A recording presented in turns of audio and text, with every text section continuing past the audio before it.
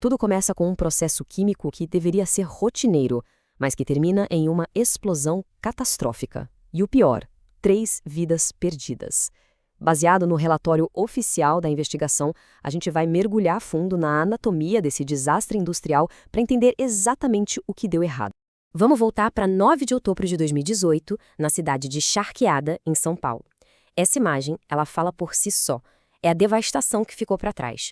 Uma cena de destruição total que nos obriga a perguntar o que exatamente aconteceu aqui.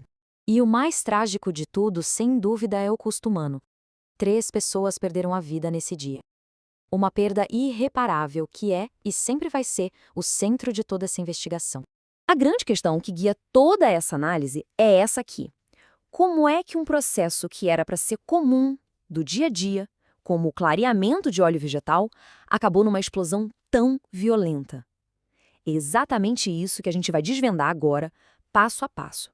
A responsabilidade de encontrar as respostas, claro, coube à Agência Nacional do Petróleo, a ANP.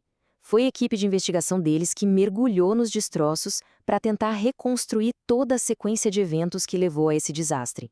E no centro de tudo isso, a gente encontra um produto químico, o peróxido de hidrogênio, ou H2O2. Lá na fábrica, ele era usado para clarear o óleo vegetal. É um nome que parece familiar, né? Mas em altas concentrações, como as industriais, as propriedades dele mudam completamente.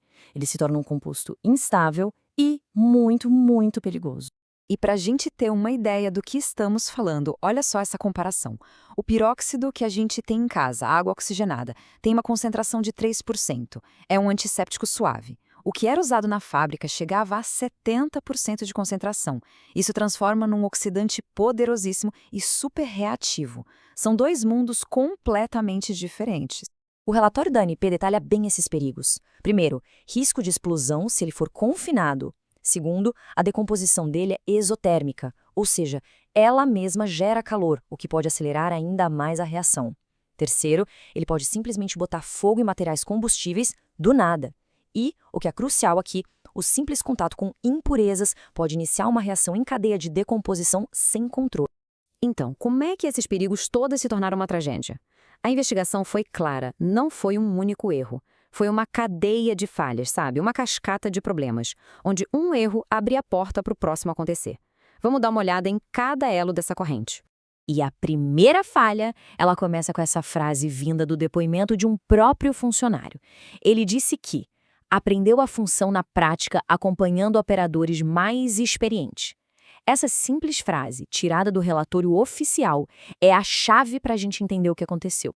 Isso nos leva direto para a primeira causa raiz que foi identificada, a falha no treinamento. Simples assim. Não existia treinamento formal. O conhecimento era passado de boca em boca sem nenhum padrão. Isso abre uma brecha gigantesca para erros, para esquecimentos, principalmente quando se está lidando com processos tão perigosos. E se aprofundando na falha anterior, a gente chega na segunda causa raiz, a completa ausência de procedimentos escritos para o processo de clareamento. Pensa só, os operadores não tinham um guia, um manual para consultar. Estavam tocando um processo químico complexo, baseado só na memória e naquilo que ouviram falar. A terceira causa raiz é a falta de uma coisa chamada gerenciamento de mudanças. Pensa nisso como uma regra de ouro da segurança. Antes de você mudar qualquer coisinha num processo perigoso, seja um equipamento ou um passo a passo, você tem que parar e analisar formalmente todos os novos riscos que aquilo pode criar. Lá, isso não acontecia. As mudanças eram feitas no improviso, o que acabou introduzindo perigos que ninguém via no sistema. E se algo desse errado? Bom, outro depoimento do relatório pinta um quadro bem preocupante. Aspas.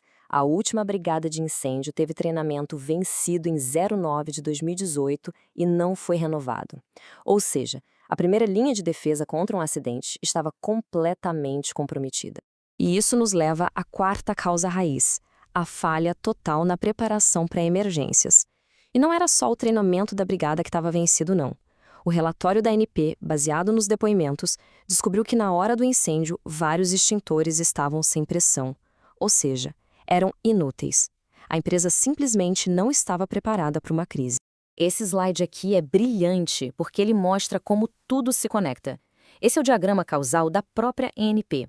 Ele mostra visualmente como a falha de treinamento levou ao desconhecimento das características do peróxido, que por sua vez levou ao confinamento do peróxido de hidrogênio, o gatilho da explosão.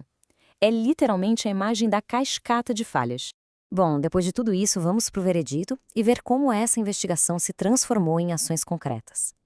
A ANP não só apontou as causas, mas também definiu as consequências e, o mais importante, as lições que precisaram ser aprendidas. A consequência mais imediata e severa foi bem clara.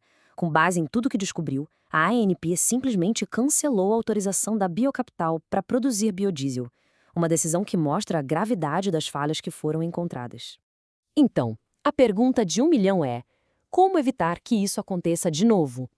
A ANP listou uma série de recomendações, e olha só como cada uma delas ataca diretamente uma daquelas causas que a gente viu. Implementar o gerenciamento de mudanças, criar livros de registro para melhorar a comunicação, desenvolver treinamento de verdade, fazer análises de risco e garantir a segurança de terceiros. É um verdadeiro roteiro para a prevenção. No fim, esse caso deixa uma pergunta no ar para todo mundo.